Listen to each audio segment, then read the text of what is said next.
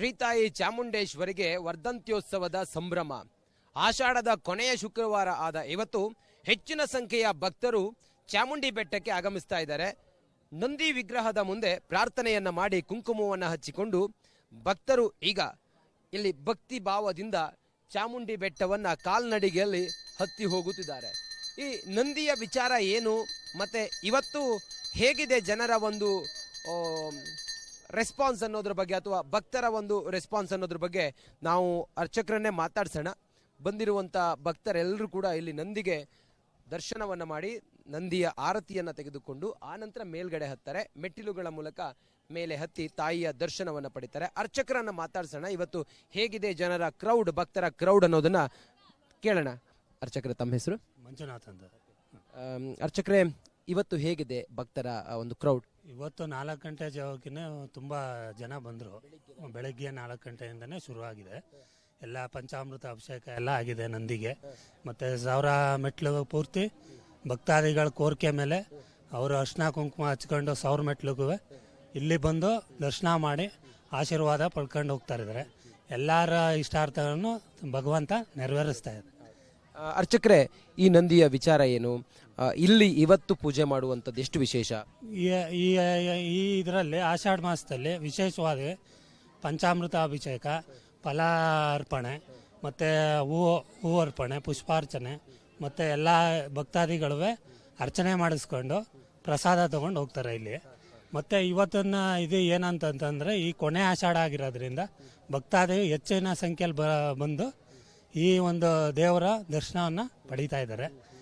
ಮತ್ತು ಇಲ್ಲಿ ಏಕಶಿಲಾ ವಿಗ್ರಹ ಆಗಿರೋದ್ರಿಂದ ಇದು ಒಂದೇ ಕಲ್ಲಲ್ಲಿ ಕೆತ್ತನೆ ಮಾಡಿರೋದು. ದೊಡ್ಡ ದೇವರಾಜ ಅರಸು ಅವ್ರ ಕಾಲದಲ್ಲಿ ಇದು ಸ್ಥಾಪನೆ ಮಾಡಿಸಿರೋದು. ಈ ಒಂದು ವಿಶೇಷತೆ, ಈ ಒಂದು ಅಲಂಕಾರ, ಈ ಒಂದು ಅಲಂಕಾರ ಮತ್ತು ಡಿಸೈನು ಬೇರೆ ನೀವು ಎಲ್ಲೂ ನೋಡೋಕ್ಕೆ ಸಾಧ್ಯ ಇಲ್ಲ. ಮೈಸೂರಲ್ಲಿ ಮಾತ್ರ ಇದು. ಇದೇ ವಿಶೇಷ ಇದು. ಇಲ್ಲಿ ಭಕ್ತಾದಿಗಳು ಏನೇ ಕೋರಿಕೆಗಳು ಇದು ಮಾಡಿದ್ರು ಭಗವಂತ ಈಡೇರಿಸ್ತಾ ಇದ್ದಾನೆ. ಭಕ್ತಾದಿಗಳು ಅದನ್ನು ಬಂದು ನಮಗೆ ಹೇಳ್ತಾರೆ. ನಾವು ಇಂಥದ್ದು ಹೋದ ಸತಿ ಬಂದು ಈ ಥರ ಬೇಡ್ಕೊಂಡು ಹೋಗಿದ್ವಿ, ಅದೆಲ್ಲ ಈ ಸತಿ ಆಗಿದೆ ಸ್ವಾಮಿ ಅಂದ್ಬಿಟ್ಟು ಎಲ್ಲ ಬಂದು ಪೂಜೆ ಮತ್ತು ಭಗವಂತನಿಗೆ ಎಲ್ಲ ಇದನ್ನು ಸೇವೆಯನ್ನು ಮಾಡಿಸ್ಬಿಟ್ಟು ಹೋಗ್ತಾ ಇದ್ದಾರೆ ದರ್ಶನ. ಇವತ್ತಿನ ದಿನ ಎಷ್ಟು ಪಾವಿತ್ರ್ಯ ಗುರುಗಳೇ? ಇವತ್ತು ಶುಕ್ರವಾರ, ಕಡೆ ಶುಕ್ರವಾರ ಆಗಿರೋದ್ರಿಂದ ಇವತ್ತೊಂದು ವಿಶೇಷತೆ.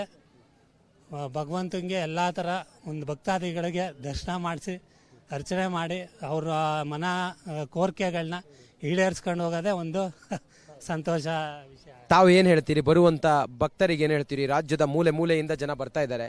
ಬಂದವರೆಲ್ಲರೂ ಕಾಲ್ನಡಿಗೆಯಲ್ಲಿ ಬರೋರು ಆ ಬಳಲಿಕೆಯಿಂದ ನಡ್ಕೊಂಡು ಬಂದರೂ ಕೂಡ ಶ್ರೀ ದೇವರನ್ನ ನೋಡಿದಾಗ ಅವರೆಲ್ಲ ಆಯಾಸ, ಬಳಲಿಕೆ ಎಲ್ಲವೂ ಇಲ್ಲಿ ಮಾಪಿ ಆಗುತ್ತೆ ಅಂತ ತಾವೇನು ಹೇಳ್ತೀರಿ ಭಕ್ತರಿಗೆ? ಖಂಡಿತ ಸರ್. ಅದು ಏನು ಅಂತಂದರೆ ಇಲ್ಲಿ ಎಲ್ಲ ರೀತಿ ಅನುಕೂಲಗಳನ್ನು ಮಾಡಿಕೊಟ್ಟಿದ್ದಾರೆ.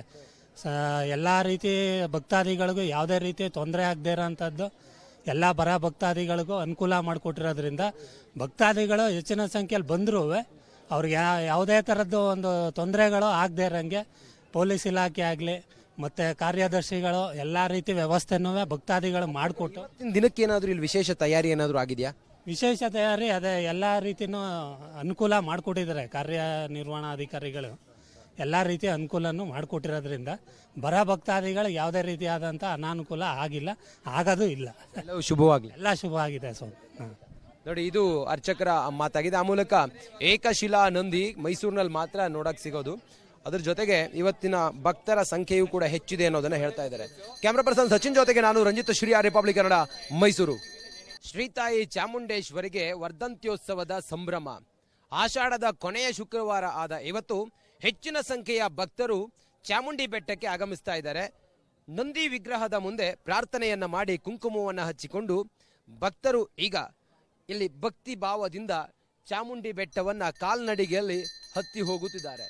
ಈ ನಂದಿಯ ವಿಚಾರ ಏನು ಮತ್ತೆ ಇವತ್ತು ಹೇಗಿದೆ ಜನರ ಒಂದು ರೆಸ್ಪಾನ್ಸ್ ಅನ್ನೋದ್ರ ಬಗ್ಗೆ ಅಥವಾ ಭಕ್ತರ ಒಂದು ರೆಸ್ಪಾನ್ಸ್ ಅನ್ನೋದ್ರ ಬಗ್ಗೆ ನಾವು ಅರ್ಚಕರನ್ನೇ ಮಾತಾಡ್ಸೋಣ.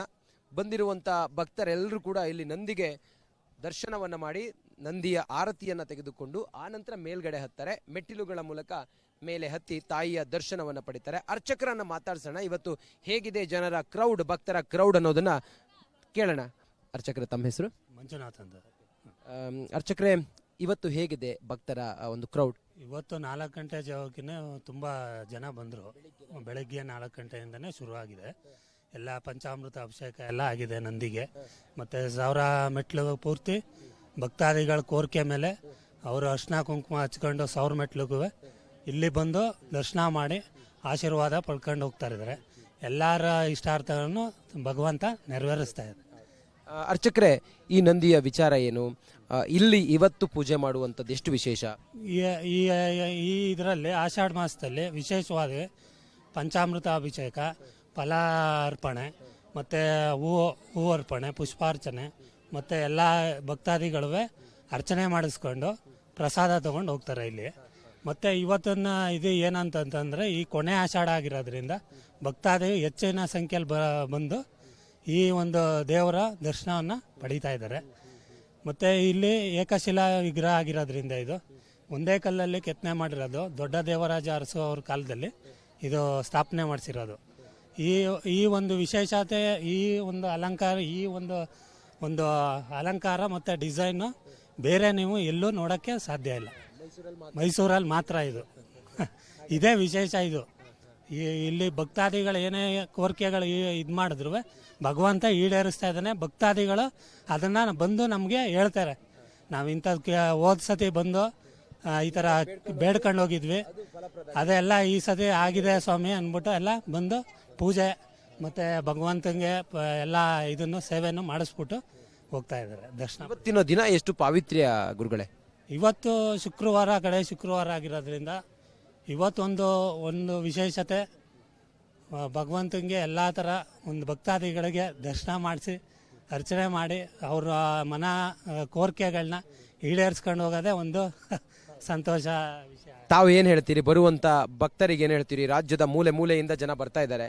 ಬಂದವರೆಲ್ಲರೂ ಕಾಲ್ನಡಿಗೆಯಲ್ಲಿ ಬರೋರು ಆ ಬಳಲಿಕೆಯಿಂದ ನಡ್ಕೊಂಡು ಬಂದರೂ ಕೂಡ ಶ್ರೀ ದೇವರನ್ನ ನೋಡಿದಾಗ ಅವರೆಲ್ಲ ಆಯಾಸ, ಬಳಲಿಕೆ ಎಲ್ಲವೂ ಇಲ್ಲಿ ಮಾಪಿ ಆಗುತ್ತೆ ಅಂತ ತಾವೇನು ಹೇಳ್ತೀರಿ ಭಕ್ತರಿಗೆ? ಖಂಡಿತ ಸರ್. ಅದು ಏನು ಅಂತಂದರೆ, ಇಲ್ಲಿ ಎಲ್ಲ ರೀತಿ ಅನುಕೂಲಗಳನ್ನು ಮಾಡಿಕೊಟ್ಟಿದ್ದಾರೆ. ಎಲ್ಲ ರೀತಿ ಭಕ್ತಾದಿಗಳಿಗೂ ಯಾವುದೇ ರೀತಿ ತೊಂದರೆ ಆಗದೇ ಇರೋಂಥದ್ದು ಎಲ್ಲ ಭಕ್ತಾದಿಗಳಿಗೂ ಅನುಕೂಲ ಮಾಡಿಕೊಟ್ಟಿರೋದ್ರಿಂದ ಭಕ್ತಾದಿಗಳು ಹೆಚ್ಚಿನ ಸಂಖ್ಯೆಯಲ್ಲಿ ಬಂದರೂ ಅವ್ರಿಗೆ ಯಾವುದೇ ಥರದ್ದು ಒಂದು ತೊಂದರೆಗಳು ಆಗದೇ ಇರೋಂಗೆ ಪೊಲೀಸ್ ಇಲಾಖೆ ಆಗಲಿ ಮತ್ತು ಕಾರ್ಯದರ್ಶಿಗಳು ಎಲ್ಲ ರೀತಿ ವ್ಯವಸ್ಥೆನೂ ಭಕ್ತಾದಿಗಳು ಮಾಡಿಕೊಟ್ಟು. ದಿನಕ್ಕೇನಾದರೂ ಇಲ್ಲಿ ವಿಶೇಷ ತಯಾರಿ ಏನಾದರೂ ಆಗಿದೆಯಾ?